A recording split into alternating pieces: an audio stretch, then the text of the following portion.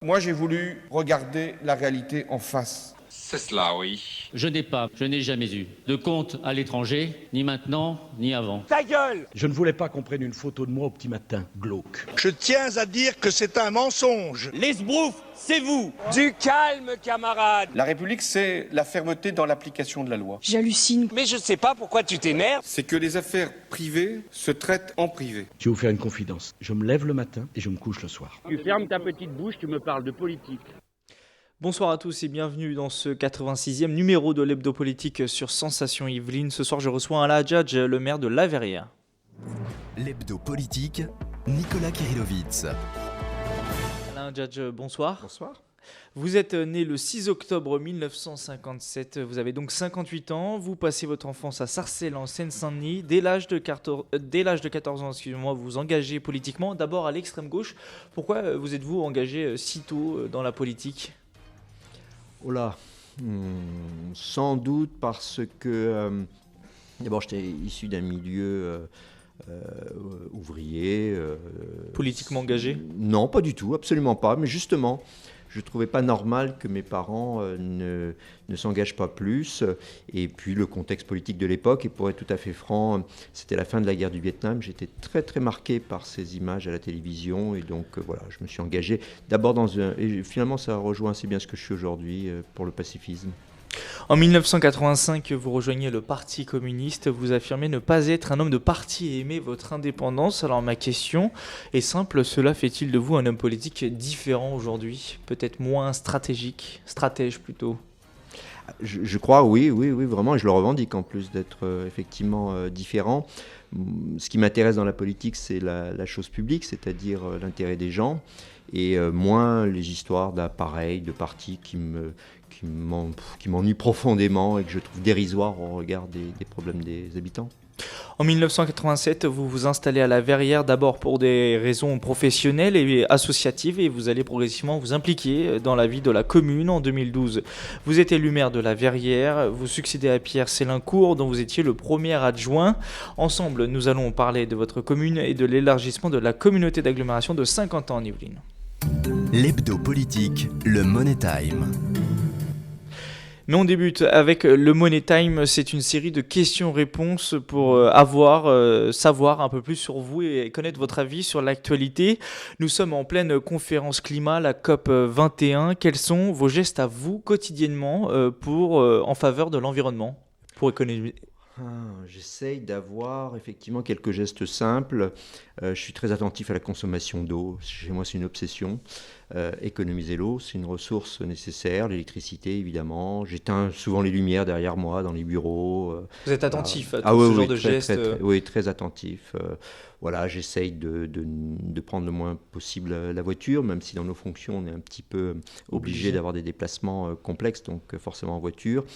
Bon, la consommation, moi je mange bio, à la fois par philosophie, mais aussi parce que je ne supporte pas les méthodes d'élevage, les méthodes de culture qui sont un vrai désastre pour l'environnement. Je mange beaucoup moins de viande, j'en mange quasiment pas. Voilà. Des petites choses simples. D'ailleurs, est-ce que vous pensez que limiter la hausse des températures à 2 degrés, cet objectif peut-il être atteint grâce à la COP 21 ? Vous êtes vice-président à l'agglomération de Saint-Quentin-en-Yvelines en charge des questions de développement durable. C'est une question, j'imagine, qui vous concerne un peu plus que d'autres élus peut-être. Ouais. Est-ce que vous avez un avis là-dessus ? Oui, alors vous savez que quand on parle des 2 degrés, il faut savoir qu'il y en a déjà 0,87 qui ont été consommés par nous-mêmes, donc notre marge... Finalement, il reste qu'un 13. Eh oui, il reste un 13, donc ça va être évidemment un objectif très compliqué.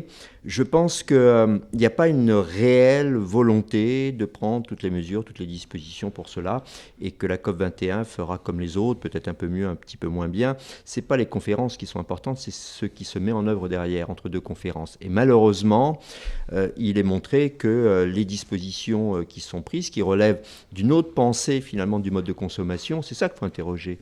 C'est notre société de croissance, notre société de consommation, notre société inégale dans la répartition des richesses qui devrait être interrogée, et c'est exactement ce que nous n'interrogeons pas. Donc au final, on prend des dispositions que nous ne pouvons pas mettre en œuvre parce que sur le fond, nous ne nous attaquons pas au véritable sujet. Quel est le dernier film que vous êtes allé voir au cinéma, si vous avez encore le temps d'aller au cinéma? Oui, j'y vais régulièrement, toutes les semaines je vais au cinéma et je suis allé voir un film. J'étais très surpris d'ailleurs parce qu'à la moitié du film, je me suis aperçu que je connaissais l'histoire des gens que racontait ce film. C'est Nous trois, sinon rien.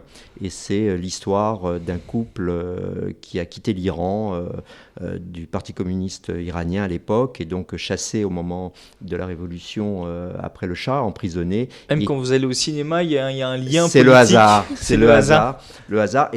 Et ce couple a atterri à Pierrefitte-Stein, où je travaille, et donc je les ai connus dans le cadre professionnel, mais je ne connaissais pas leur histoire et les années de prison faites sous le Shah. Une très belle histoire, un très beau film, fait par le fils d'ailleurs de ce couple, Kairon, qui a fait le film.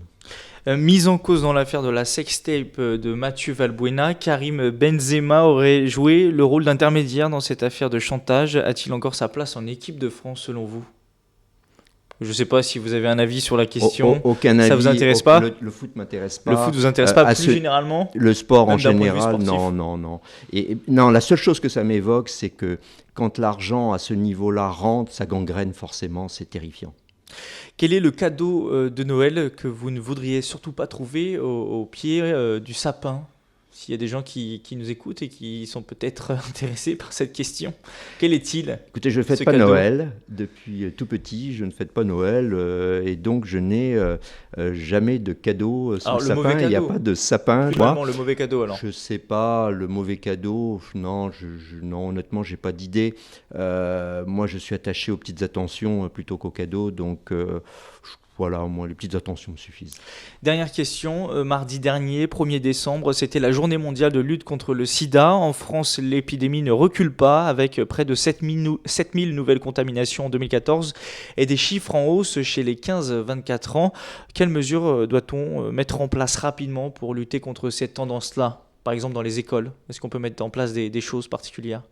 Je crois vraiment qu'il faut en parler d'abord. Malheureusement, on en parle moins. On a l'impression que la pandémie est derrière nous, qu'on a gagné, ce qui n'est pas vrai, les chiffres le montrent. Et donc, il faut faire évidemment de la prévention, de la prévention sans arrêt dans les écoles. Et puis, tous les gestes qui permettent d'expliquer et d'accompagner les jeunes à la prévention. L'hebdo politique, Nicolas Kirillovitz. Premier thème de cet hebdo politique, on va parler de l'actualité qui concerne votre ville et on va aussi parler de vous, Alain Hadjadj, maire communiste de la Verrière. Depuis les élections municipales de 2014, vous n'êtes plus que 3 maires communistes sur le département. Il y a vous, il y a Éric Rouleau à Limay et Michel Lebouc à Magnanville, 3 sur 262 communes. Est-ce que ça vous donne à vous 3 et à vous plus particulièrement, puisque vous êtes l'invité de cette émission, une responsabilité supplémentaire ? Est-ce que ça vous rajoute un poids sur les épaules? Non, parce que je le vis pas comme ça en tout cas. Je pense que voilà, on a peut-être une curiosité dans ce département. Oui, c'est ce que j'allais dire, surtout dans un département comme les Yvelines, très ancré à droite. Oui, c'est un département très ancré à droite, c'est un des départements les plus riches de France, donc sans doute. Ça rajoute pas du piment à votre mission, à vous, personnelle?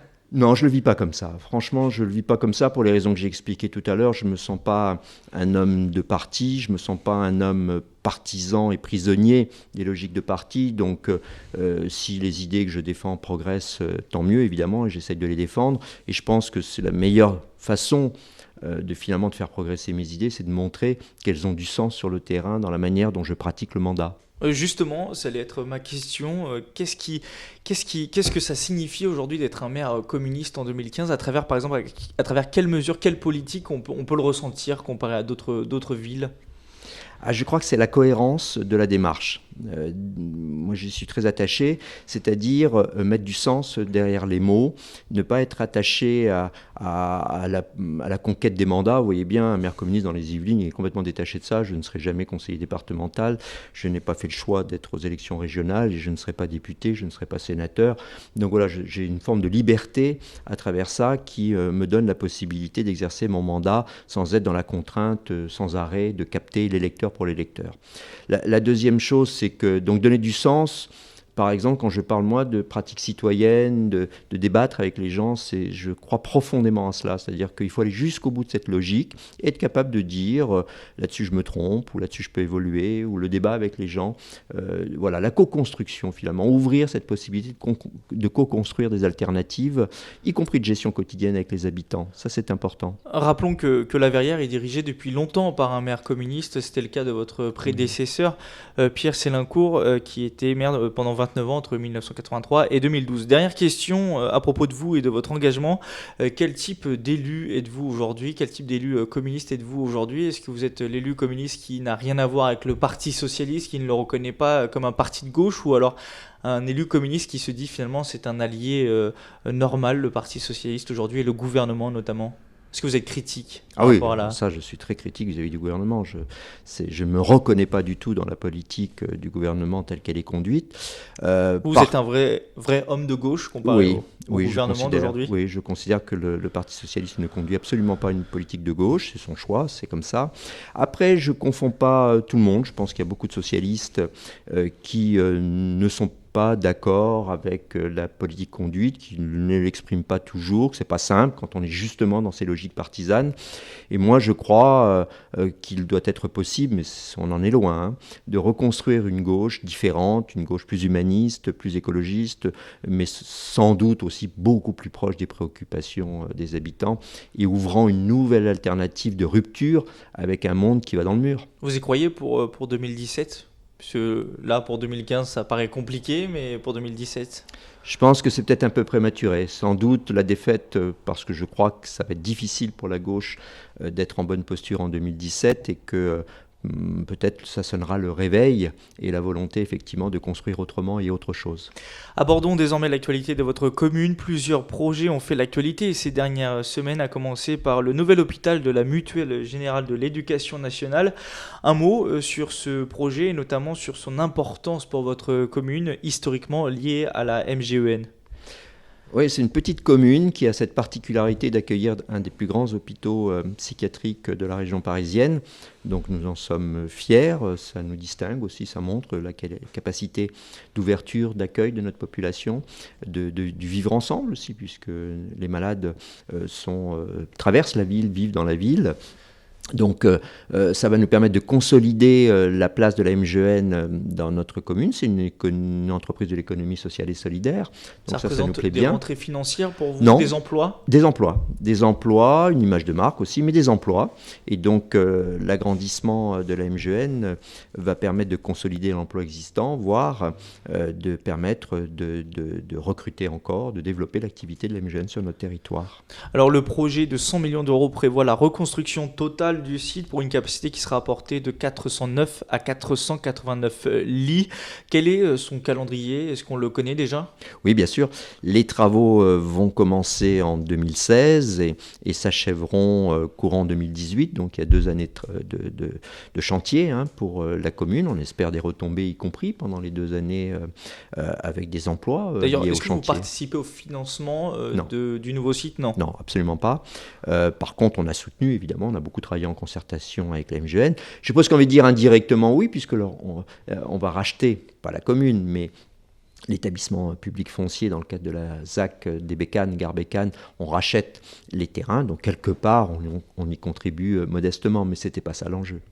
Alors d'un point de vue santé, ce nouvel hôpital, c'est une bonne nouvelle. Il y a une mauvaise nouvelle, enfin en tout cas une moins bonne nouvelle, c'est la fermeture prévue du centre de protection maternelle et infantile sur la Verrière. Vous êtes farouchement opposé à la fermeture de ce service de proximité. Où en est-on sur le dossier ? Vous aviez lancé une pétition il y a quelques semaines, déjà quelques mois. Est-ce que vous avez encore une chance de sauvegarder ce centre aujourd'hui ? D'abord, on n'a pas de nouvelles. Donc, le dicton populaire dit « pas de nouvelles, bonne nouvelle ». Je ne sais pas si ça s'appliquera à la PMI. Toujours est-il qu'on n'a pas de nouvelles. La PMI aurait dû fermer au 1er septembre. Nous sommes 2 mois après, au mois de décembre, et elle est toujours ouverte. Donc, j'y vois plutôt un bon signe, un signe que les décisions sont sans doute encore discutables. Nous avons fait une contre-proposition au conseil départemental. Vous, personnellement, vous discutez avec Pierre Bédier, le président du conseil départemental. Qu'est-ce qu'il vous dit ? Alors sur le sujet, on n'a pas eu plus d'informations, si ce n'est que la mise en œuvre va se faire progressivement. Voilà, et que notre PMI d'ailleurs accueille plus de monde aujourd'hui qu'hier, puisqu'il y a eu des fermetures aux alentours et il y a du public qui rejoint notre PMI, donc ça la conforte. Dans le malheur presque. des uns, finalement, Exactement, ça conforte. Ça conforte. Et puis comme nous bonheur à travaillons donc sur un équipement de pluridisciplinaire de santé, on espère que le conseil départemental qui sera partenaire va être intéressé pour maintenir une activité de PMI dont nous sommes prêts à discuter d'ailleurs, sur l'organisation, la forme, mais il faut des services de proximité. Aujourd'hui, il y a 60 centres de PMI dans les Yvelines. Sur l'ensemble du territoire, le conseil départemental veut réviser ça à la baisse pour arriver à une vingtaine de centres pour réorganiser et faire des économies. Est-ce que c'est des arguments tout de même que vous entendez aujourd'hui avec la baisse des dotations qui touche particulièrement le département des Yvelines? Oui, ce sont des choix. On peut baisser le nombre de PMI, on peut baisser d'autres dépenses. Ça reste quand même un département très riche. Vous savez, moi je travaille en Seine-Saint-Denis et donc je vois bien les écarts et donc je vois bien les choix qui sont faits. En Seine-Saint-Denis, département beaucoup plus pauvre, nous avons un maillage des PMI et des services sociaux très denses. Les besoins sont peut-être aussi supplémentaires. Tout à fait, et c'est pour ça que je pense que dans nos communes populaires où les besoins sont importants, il faut peut-être prioriser, maintenir des équipes de proximité. Sans doute les dispositifs doivent-ils être revisités, réétudiés, adaptés, ça je ne suis jamais contre, mais en tout cas il faut le faire avec les maires et en discuter avec les maires pour trouver les bonnes réponses de services adaptés aux populations. La ville de Guyancourt a récemment appris, elle, que son centre allait être conservé, il allait être revu également, déménagé. Est-ce que ça aussi c'est un point de vue, enfin c'est quelque chose qui vous rend optimiste? Bien sûr, on voit qu'en se mobilisant, on arrive des fois à se faire écouter. Et c'est bien quand même, c'est rassurant d'imaginer que, et à la Verrière on a l'habitude, on s'est battu sur beaucoup de sujets, c'est rassurant de se dire que la citoyenneté, elle peut s'exercer aussi par la résistance à ce type de mesures, quand c'est bien fait, quand c'est intelligent, quand ça a du sens. On ne se bat pas contre parce qu'on est contre, on se bat contre parce qu'on juge que c'est utile de maintenir notre PMI. C'est aussi rassurant de voir que l'on peut discuter avec un conseil Bien départemental totalement à droite. Évidemment, heureusement, j'ai de très bonnes relations avec Pierre Bédier, nous discutons et il n'y a aucun souci de ce point de vue-là. On peut avoir des approches différentes, mais évidemment, les confronter. Alors parlons urbanisme et immobilier, désormais avec le grand projet de ces prochaines années, la gare Bécane. Vous avez évoqué un peu le sujet tout à l'heure, entamé avec la Casquie depuis 2011. Ces dernières semaines, les habitants pouvaient consulter ce projet en mairie notamment. Où en est-on maintenant? Dans quelle phase sommes-nous rentrés en cette fin d'année 2015? Il y a plusieurs dispositions ont été prises puisque nous avons voté au conseil communautaire et au conseil municipal l'acquisition des terrains. Donc aujourd'hui, dans quelques jours, semaines, l'établissement public foncier va être propriétaire de la quasi-totalité des terrains nécessaires à l'aménagement. Deuxièmement, nous travaillons à la deuxième étape qui est ce qu'on appelle le dossier de réalisation de la ZAC, donc nous espérons faire voter avant l'été 2016. Donc là, ça veut dire qu'on a un bilan financier, on a un programme un peu plus précis et du coup on peut commencer à travailler sur des permis de construire, c'est-à-dire sur les phases opérationnelles. C'est un projet qui est lancé et qui est désormais inarrêtable. Pour moi, il est inarrêtable, sauf à vouloir vraiment mettre des bâtons dans les roues. Le président de la Casquie est très engagé, les partenaires sont très engagés, Pierre Bédier, le conseil départemental, est très engagé. On a un soutien de beaucoup de partenaires, la région, etc. Donc il n'y a pas de raison, évidemment, que ce projet ne voit pas le jour. Il se fera en tenant compte, évidemment, du contexte économique, social et des débats que nous avons avec nos voisins, y compris les maires voisins, évidemment. Rappelons les grandes lignes de ce projet, c'est la construction de 1800 logements et la création d'un pôle d'activité économique. Exactement. J'ai rien oublié? Vous n'avez rien oublié. Alors 1800 logements, ça a soulevé, on en a parlé, enfin vous avez commencé à évoquer des interrogations avec notamment Jean-Michel Fourgousse, le maire Les Républicains d'Elancourt, qui préfère, selon ses mots révélés à la presse, de la qualité au lieu de la quantité. Vous lui répondez quoi? C'est vrai que 1800 logements sur une ville comme la Verrière de 6000 habitants, ça peut paraître beaucoup tout de même. Écoutez, Élancourt avait beaucoup moins d'habitants que la Verrière à la fin des années 60, beaucoup moins. Élancourt aujourd'hui a 24 000 habitants, 5-6 fois plus que la Verrière, 4 fois plus, excusez-moi, que la Verrière. Donc Élancourt sait ce qu'est une croissance rapide. Nous ne proposons absolument pas cette croissance pour la Verrière. Oui, vous ne cherchez pas à avoir 24 000 évidemment, habitants. nous serons bien en dessous, nous resterons en dessous des 10 000 habitants. Donc c'est un mauvais procès. Élancourt va continuer de se développer.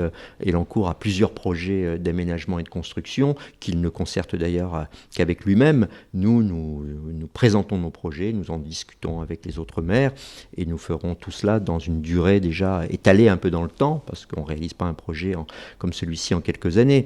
Donc les choses se feront tranquillement, raisonnablement et je suis un maire très raisonnable de ce point de vue-là parce que je veux un beau projet, au contraire qualitatif. Et la meilleure qualité qu'on puisse apporter à un projet, c'est que les habitants se l'approprient. Le but aussi, c'est de casser cette tendance du nombre d'habitants qui se stabilise, même voire qui baisse diminue, depuis... bien sûr. On a perdu, nous, c'est l'inverse des autres communes de l'agglomération. Quand je suis arrivé en 87 à la Verrière, il y avait un peu plus de 7 000 habitants, il y en a un peu moins de 6 000 aujourd'hui. Donc nous avons perdu des habitants, et quand on perd des habitants, on perd de l'activité, des commerces, de la dynamique. Nos habitants ne trouvent pas toujours le mode d'habiter qui leur correspond, donc il faut pouvoir diversifier les modes d'habiter, il faut pouvoir attirer des commerces, il faut pouvoir développer notre ville pour que tout le monde y trouve les réponses adaptées à un usage moderne de la ville. Les premiers travaux pourront commencer en 2016 ? Premiers travaux, non, 2017, fin 2017-2018, en tout cas 2017-2018 doivent être des années opérationnelles pour une première tranche. Je vous propose de faire une pause musicale et on se retrouve dans quelques instants pour évoquer l'actualité, cette fois-ci de la Casquie. L'hebdo politique sur Sensation. Et de retour dans l'hebdo politique en compagnie d'Alain Hajaj, le maire de la Verrière, également 12e vice-président de l'agglomération de Saint-Quentin en Yvelines, en charge de l'environnement, du développement durable et de la coopération décentralisée. On va parler justement de l'actualité qui touche la Casquie. Et le moins que l'on puisse dire, c'est que la tension est plutôt vive entre les élus de gauche et de droite ces derniers mois. Le 26 novembre dernier, par exemple, vous avez pris la décision, l'opposition de gauche, de ne pas siéger lors du conseil communautaire. Pourquoi ? Écoutez, c'est une décision qui est très désagréable à prendre parce que effectivement, notre vocation d'élu, c'est de siéger, de prendre des délibérations, de faire avancer les dossiers. Et donc, quand on le fait, c'est qu'on a l'impression qu'on est au bout d'un dialogue qui est rompu et qu'on n'arrive plus à retrouver la confiance dans un dialogue qui est nécessaire pour la gestion d'une intercommunalité. Parce qu'on parle bien de gestion d'intercommunalité, c'est-à-dire de gestion commune de villes différentes, mais que nous devons gérer ensemble. Il y avait un sujet en particulier, un dossier sur lequel ça coinçait, c'est peut-être la future gouvernance de la Casquie, non ? Il y a deux sujets qui nous posent souci depuis le début. C'est les compétences, donc où on a le sentiment d'avoir passé énormément de réunions, mais vraiment énormément, des dizaines de réunions, selon un calendrier très fluctuant, avec beaucoup de reports, d'annulations, donc une visibilité complexe. Et puis la gouvernance, question que je pose personnellement d'ailleurs depuis avant l'été, et à chaque fois en me répondant, on verra ça, on a le temps. Et évidemment, quand la question de la gouvernance est abordée, on s'aperçoit qu'elle est déjà décidée par la majorité ou une partie de la majorité. On a un peu du mal à savoir finalement qui dirige réellement et qui prend réellement les décisions. Et les propositions qui nous sont faites ne sont pas des décisions respectueuses du rôle de la minorité. Sur la question justement de la gouvernance, quel est le problème aujourd'hui ? C'est le nombre d'élus que l'on vous propose dans le futur conseil communautaire ? Moi, je le pose légèrement différemment. C'est-à-dire, je pense que la gouvernance, c'est certes le nombre d'élus, mais c'est aussi la manière dont les décisions sont prises, le rôle du conseil des maires, la conception qu'on a de la gestion commune d'une agglomération. Or, encore une fois, une agglomération ne se résume pas comme une ville à une majorité et une minorité. Nous sommes des élus, nous sommes les représentants majoritaires de nos villes. Il y a des compétences qui sont déléguées à la communauté d'agglomération par la loi ou par le vote des représentants au conseil communautaire. Et donc, cette responsabilité qui est donnée à l'agglomération, c'est celle que les communes veulent bien donner. Et donc, après, il faut évidemment un dialogue permanent, constant dans la prise de décision. Or, le sentiment que j'ai, c'est que ça doit se faire donc sur la base d'une confiance. Moi, j'ai proposé très vite une charte de gouvernance dans une lettre que j'avais adressée au président cet été et qui n'a pas été retenue, dans laquelle on aurait pu discuter de la manière de gérer cette agglomération ensemble. Donc la question du nombre de délégués joue évidemment, puisqu'elle permet, selon le nombre arrêté... Aujourd'hui, il y en a 48. Vous en voulez combien? Vous, la droite, en veut combien? La question est très simple, en fait, vraiment très simple. Si tout le reste des débats rend confus l'appréhension de cette question, aujourd'hui, si nous appliquions la loi, le droit, c'est 64 délégués. Et ces 64 délégués, c'est la loi, donnent aux 4 villes qui sont de gauche la possibilité de peser dans les décisions à travers ce qu'on appelle la majorité qualifiée. Et donc, ça permet, sur les grandes décisions que sont les éléments financiers, les compétences, de pouvoir dialoguer avec, effectivement, pas un droit de veto, mais une possibilité de nous opposer. Et donc ça, c'est la loi.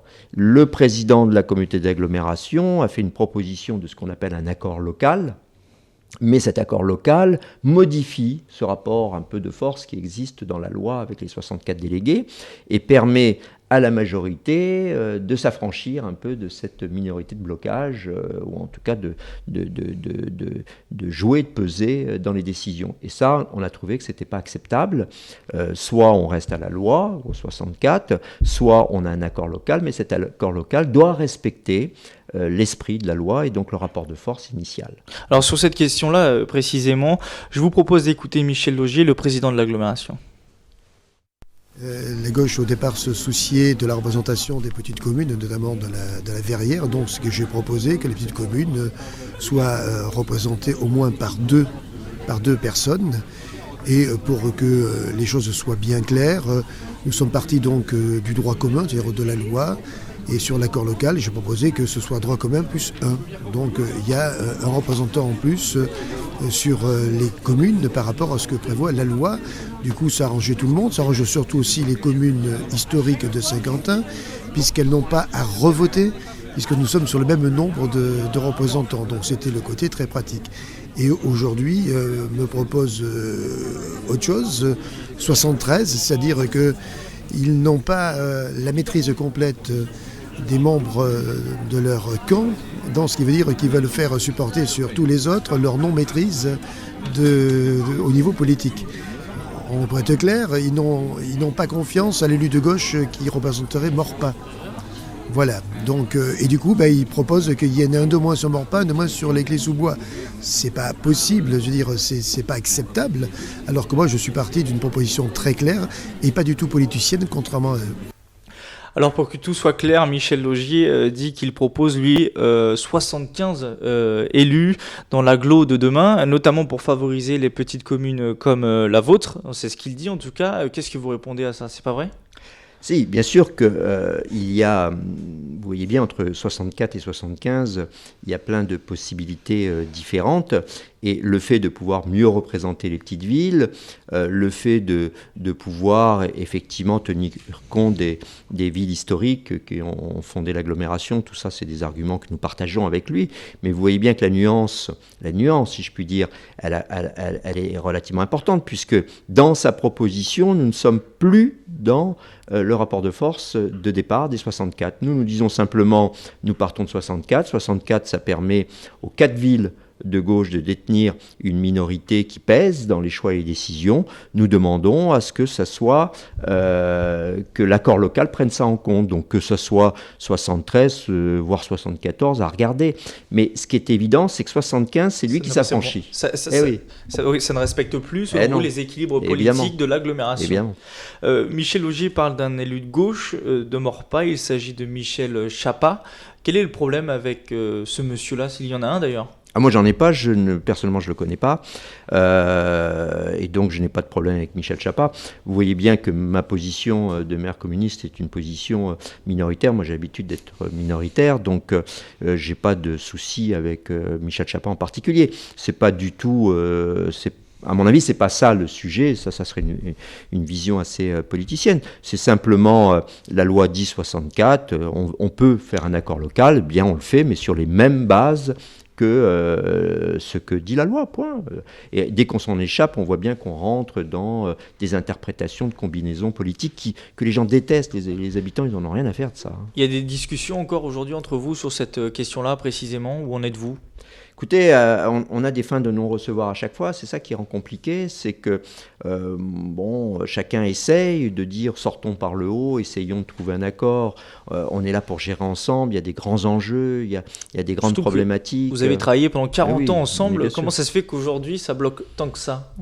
Je pense qu'il faut peut-être chercher aussi dans la majorité actuelle des rapports compliqués entre les élus eux-mêmes. Peut-être peut-être qu'il y a des histoires aussi à droite complexes et qui se gèrent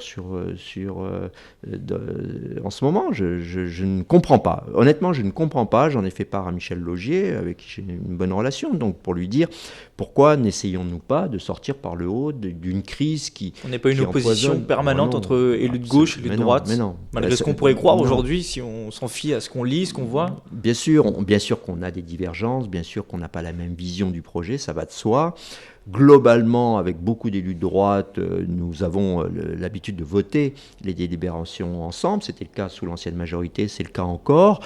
Je considère que tout le monde n'est pas ainsi à droite. Il y a quelques-uns qui ont des positions un petit peu provocatrices, extrêmes et nuisant à la bonne qualité du débat. Mais bon, après, on fait avec. Mais je crois maintenant qu'il faut sortir de la crise parce que c'est pas possible. Imaginez les habitants des autres communes qui arrivent et qui voient le personnel en grève, les élus qui chamaillent, une administration qui a du mal à avancer, des dossiers bloqués. C'est quand même pas une belle image de notre agglomération et de notre responsabilité d'élu. Alors, les communes qui vont rentrer le 1er janvier prochain sont Coignières, Les Clés, Maurepas-Plaisir et Villepreux et permettront de dépasser le seuil obligatoire de 200 000 habitants fixé par la loi pour les intercos de la Grande Couronne. Comment se passe aujourd'hui l'élargissement ? Vous avez beaucoup de réunions avec les 5 autres maires. Tout est fin prêt puisque là, ça approche à grands pas, on va dire. C'est le 1er janvier, c'est dans à peine un mois. À notre goût, pas assez. Je l'ai dit sur la gouvernance, il y a eu très peu de réunions sur la gouvernance. Les choses se font toujours rapidement. Beaucoup de réunions déplacées, annulées, un calendrier difficile à tenir, des questions compliquées, c'est évident, de transférer des compétences, élargir, c'est difficile, donc ça nécessite un gros travail. Il y aura forcément un temps, on va dire, d'adaptation. Bien sûr, les services de la CASQui y travaillent et il faut reconnaître aussi ce travail-là de la part de tous ceux qui s'y sont mis. Pour les communes aussi, ça implique un gros travail pour nos services. Donc il est temps de conclure et d'avancer. Toute l'année 2016 permettra d'ajuster un peu tout cela, mais je considère qu'aujourd'hui, on devrait passer plus de temps effectivement à discuter de la mise en œuvre des compétences, de la manière dont on va faire vivre notre agglomération, du service qu'on va rendre aux habitants, plutôt qu'à des querelles qui vraiment n'intéressent pas grand monde. Pour un maire comme vous, d'une petite commune, est-ce que cet élargissement, ce sont en perspective que de bonnes nouvelles, ou alors il y a des inquiétudes, et si oui, lesquelles ? Pareil pour les bonnes nouvelles, quelles sont-elles ? Il y a forcément des inquiétudes. Nous avons 6 000 habitants, nous pesions 6 000 sur 150 000, on va peser 6 000 sur 230 000. Donc le poids relatif de la verrière diminue forcément. Nous avons des inquiétudes sur les finances, évidemment, sur la répartition de cette richesse, à la fois existante et nouvelle. Nous avons des inquiétudes sur la mise en œuvre des compétences qui vont être transférées.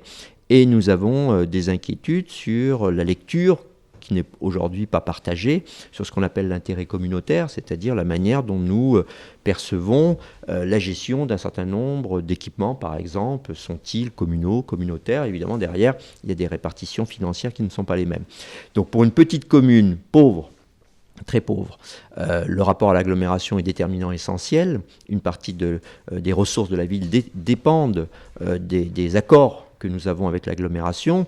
Donc c'est fragile, évidemment. Nous sommes beaucoup plus fragiles qu'une commune qui détient ses ressources par son impôt local, ce qui n'est pas notre cas. Donc bien sûr, nous sommes inquiets, très inquiets. Un autre sujet qui fait parfois débat, et ça sera le dernier sujet de cette émission entre la gauche et la droite au sein de l'agglomération, c'est la manière de faire face à la baisse des dotations de l'État. Elle représente pour la Casquie 15 millions d'euros en 3 ans. La majorité actuelle a décidé de revoir par exemple à la baisse certaines subventions, notamment pour les équipements culturels communaux. Pour vous, moi qui assiste au conseil communautaire, je vois, il est possible pour vous de faire autrement. Comment ? Alors on pourrait faire face à la baisse des dotations sans toucher, par exemple, à la culture. Écoutez, moi, j'ai au moins une constance depuis longtemps, c'est que je ne vote pas un certain nombre de dépenses que je trouve superflues, inadaptées pour cette agglomération. Je n'avais pas voté la création du Vélodrome, je n'ai pas soutenu la Ryder Cup, qui pour moi sont des dépenses qui ne sont pas adaptées. Donc aujourd'hui, nous subissons des décisions qui ont été prises, quelquefois en accord, avec l'accord des villes de droite, ces délibérations ont été votées par l'actuelle majorité et par une partie de l'ancienne majorité. Donc il y avait des marges financières disponibles, qui continuent d'ailleurs. Il y a des choix qui sont faits encore aujourd'hui. Voter 1 million pour la Ryder Cup, c'est plus que ce que l'on a retiré aux associations. Deuxièmement, il y a des choix qui sont faits en matière de fiscalité qui font que nous n'avons pas d'autre choix que d'augmenter l'impôt local pour nos habitants, alors que sur la partie fiscalité de la communauté d'agglomération, il n'y a même pas débat sur faut-il bouger un peu cette fiscalité ou non. Donc on voit bien qu'il y a des choix qui sont faits. Personnellement, ce ne sont pas les choix que j'aurais proposés. Et en même temps, évidemment, il y a un débat nécessaire, et là-dessus, il n'y a aucun sujet, pour optimiser nos services, améliorer l'efficacité. Bien sûr, il y a des marges dans le travail. Nous le faisons dans les villes, donc il n'y a pas de raison qu'on ne puisse pas le faire à l'agglomération. Et donc le souci d'optimiser les dépenses est un souci que nous partageons. Quand la majorité actuelle dit qu'elle souhaite se concentrer sur le développement économique, la compétence première et obligatoire d'une interco, vous répondez quoi ? D'abord, c'est une compétence partagée. C'est pas la compétence seulement de l'agglomération, c'est aussi la compétence des régions, donc le département. Donc tout le monde parle de développement économique. Ça dépend ce qu'on y met derrière. Encore une fois, si le développement économique, c'est faire plaisir aux entreprises et ne rien avoir en échange, c'est pas ma conception. Ma conception, c'est que aujourd'hui, il y a quand même beaucoup d'aides qui sont données aux entreprises, directement ou indirectement, et qu'en retour, le chômage augmente. Il augmente dans ma commune, il augmente à Trappes, il augmente dans l'agglomération, il augmente dans le département et en France. Donc à un moment donné, le développement économique, pour se faire plaisir, se glorifier, d'accueillir des déplacements d'emplois, qui d'ailleurs, les entreprises, quand elles se déplacent, elles perdent. Et elles le font d'ailleurs aussi quelquefois pour ça. Elles partent à 3 000, 4 000 salariés. Quand elles atterrissent 30 km plus loin, il en manque 10 ou 15 ou 20%. Donc aujourd'hui, c'est pas ça le sujet. Le sujet, c'est un développement économique qui bénéficie aux gens et puis en plus qui repose peut-être vraiment la question de l'utilité de ce développement. Quel est le fondement de l'utilité de ce développement ? Une dernière question, quelles sont justement les compétences obligatoires d'une interco aujourd'hui ? Donc il y a le développement économique, il y a l'aménagement, il y a la politique de la ville et demain, au 1er janvier, il y aura le traitement des ordures ménagères. Donc on voit qu'on a là des compétences importantes, mais ce n'est pas parce que les agglomérations ont ces compétences que les communes n'ont plus de responsabilité. Et c'est bien ce débat qui est important à avoir, c'est la responsabilité. Vous savez, un bac à ordures ménagères, il peut être ramassé par l'agglomération, une rue peut être nettoyée par l'agglomération, si elle n'est pas propre, c'est vers le maire qu'on va se tourner. Et il ne faut pas que demain l'agglomération soit éloignée du territoire et des habitants, parce que les habitants, le président de l'agglomération reçoit rarement les habitants de la Verrière. Le maire, oui, tout le temps. L'hebdo politique, Nicolas Kirillovitz. C'est la fin de cet hebdo politique. Merci Alain Hajaj d'avoir été notre invité ce soir. Je le rappelle, vous êtes le maire communiste de la Verrière. Vous pouvez retrouver cette émission en podcast audio et vidéo sur radiosensation.fr et je vous donne rendez-vous la semaine prochaine à 18h pour une émission spéciale enregistrée au Parlement européen de Bruxelles. L'hebdo politique.